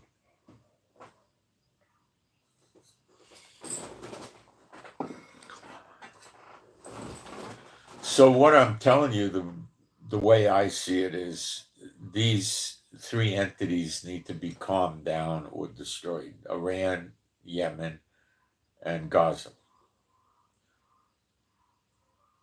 Now, Elijah's going to work training the Levites, then the blessings of the Lord are going to come on the people, and this process is going to freak the Muslims out and a lot of nations of the world, and they're going to assemble with the temple there and Elijah there. They're going to know he's Elijah. They're going to, and Enoch and Apostle John will probably be surfacing, and then we're going to have the anointed prince, the four of them, and they're going to freak out.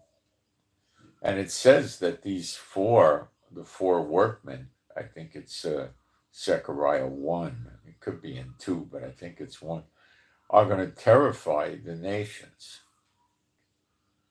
The four workmen. So that, as I understand it, that would be Elijah, Enoch, Apostle John, and the anointed prince, who we know precious little about. So Elijah and Enoch never died. It's elected unto man to die only once. They were on earth as humans and never died, so they have to come back, and they will, and they'll die. And then they go up to heaven on a cloud like Yeshua did, and that's in Revelation 11.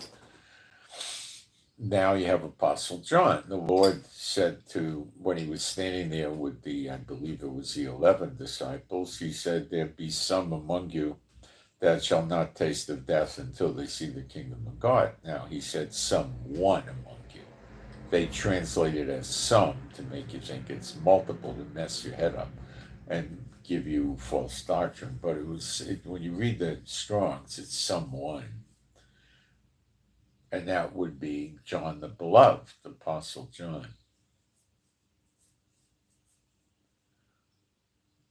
Okay.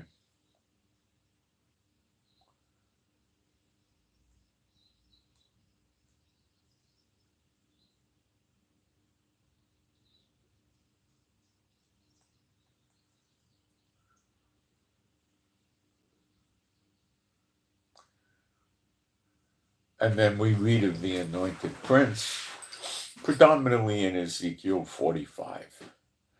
But we also, I believe he's one of the four workmen, or one of the four carpenters, as the translations go, in Zechariah 1, towards the latter part of the chapter, where they terrify the nations that scattered Israel and Judah.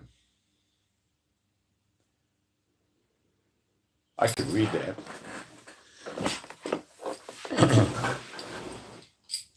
Could I be wrong about those four? I could. Could always be wrong. We'll never know till it's fulfilled. I think I've got it right, but I could be wrong.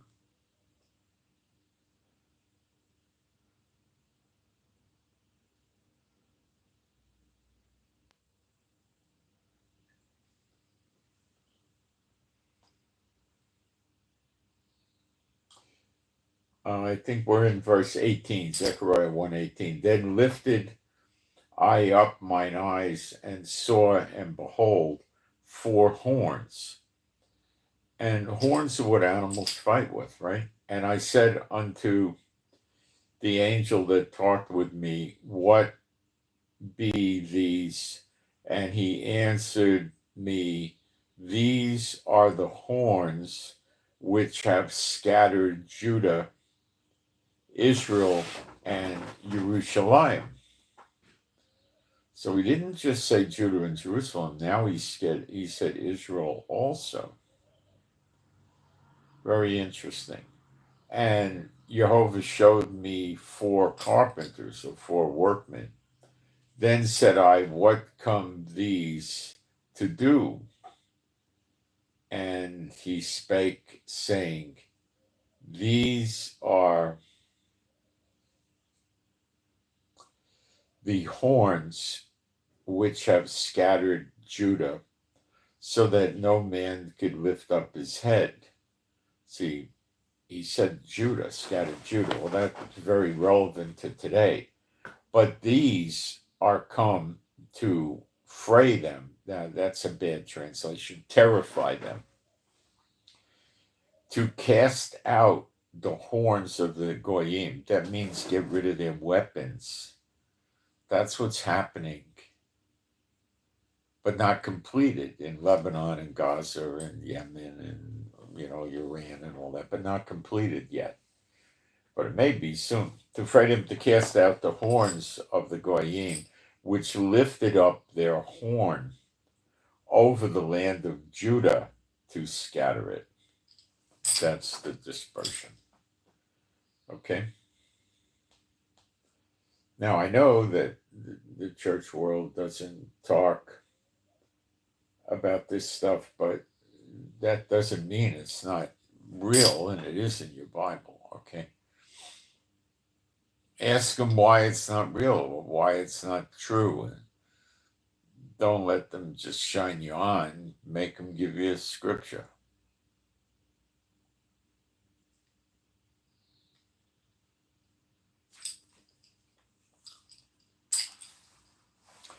If you want to read about the blessings of the law, read Deuteronomy 28. So what can you do to help?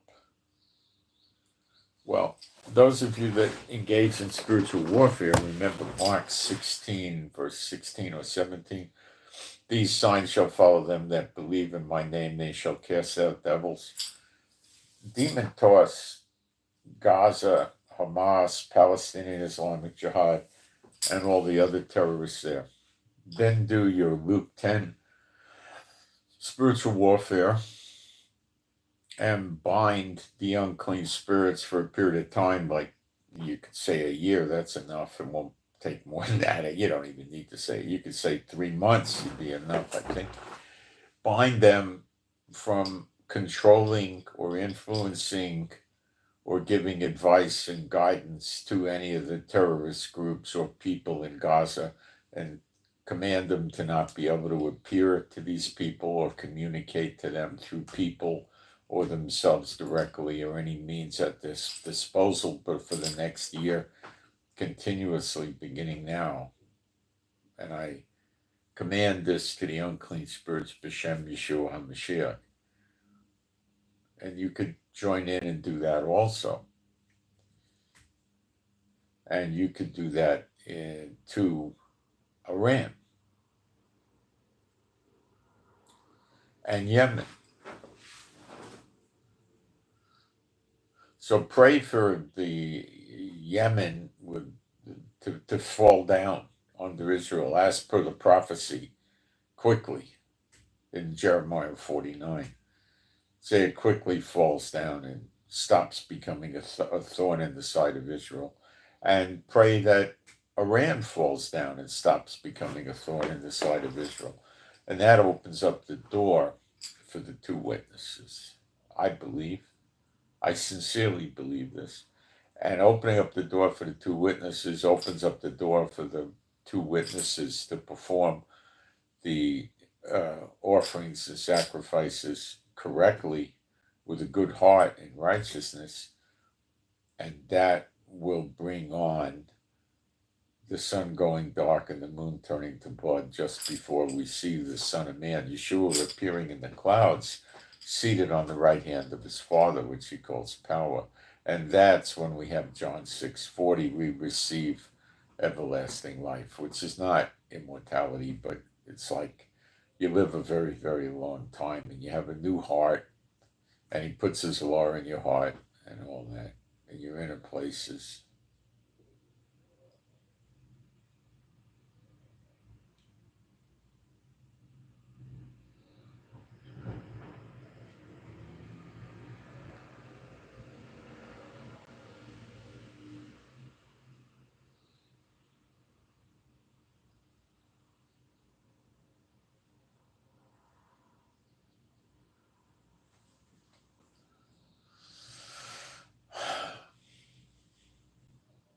So do your prayer warfare, do your spiritual warfare avidly,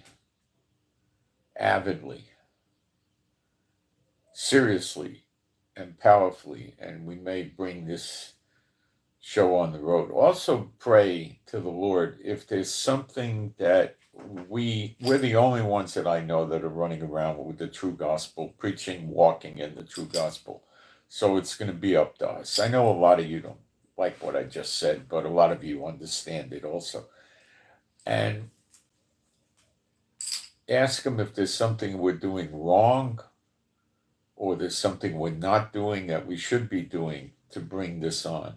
Because it just seems to be dragging on and on and on, and it's wearing all of us down. Okay, so I suggest you pray that. Now let's talk about what you can do to stop getting worn down. Ask the Lord to up your faith, which is a gift of the Spirit, so these troubles that are coming upon you and around you don't bother you, and you can stay happy and rejoicing all the time and not be bothered by this. And I would also ask him to make your path easier as much as possible. And that should do it right there. It's not that difficult. It usually isn't. Okay, it's not overly complex, and usually it isn't. It's pretty simple. Just ask him for this sincerely if you really want it, and I believe you'll get it. It works for me.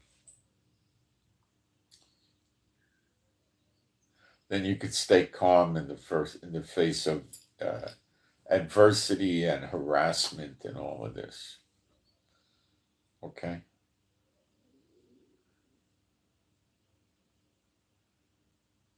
That's all you got to do. Really. I think you'll be okay. And ask the Lord to show you if there's any other things you should be doing or not doing. You got to keep asking him, what should I not be doing, and what should I be doing that I'm not doing, and what am I doing that I should keep it up, so I can please you and stay on the path of righteousness. And I'm pretty sure he'll help you with these things. It's not hard. It's never going to be hard. The ways of the Lord are not hard, not overly complicated. Okay. It should help a lot. And let's keep trying to speed things up so we can get out from this rut we're in. We're in a rut now, and I don't know if we did something wrong or not, but why I bring this up is we're the only ones that I know of running around with the true gospel.